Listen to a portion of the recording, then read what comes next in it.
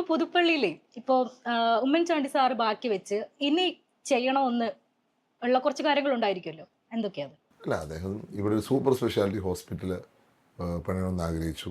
അതിന് പ്രവർത്തനം തുടങ്ങി. അതിൻ്റെ വൈറോളജി ഇൻസ്റ്റിറ്റ്യൂട്ട് വന്നിട്ടുണ്ട്. ആ ഇൻസ്റ്റിറ്റ്യൂട്ടിലാണ് കേരളത്തിലെ കോവിഡ് കാലത്ത് വേറെ അടുത്ത് ടെസ്റ്റ് ചെയ്യാൻ അവസരമില്ലാത്തപ്പോൾ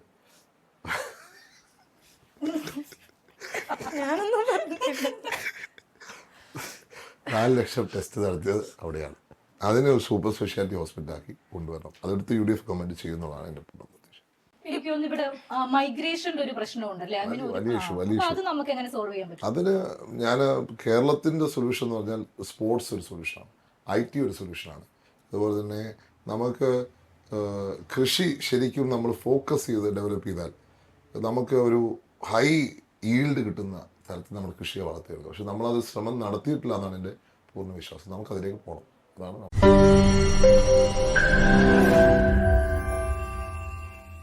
ലോകത്തെവിടെയായാലും ഏത് സമയത്തും 24 വാർത്തകളും ഓഗ്മെന്റഡ് റിയാലിറ്റി പാക്കേജുകളും എക്സ്പ്ലെയിനറുകളും വിശദമായി കാണാൻ ഞങ്ങളുടെ YouTube ചാനൽ നിങ്ങൾക്ക് സബ്സ്ക്രൈബ് ചെയ്യാം.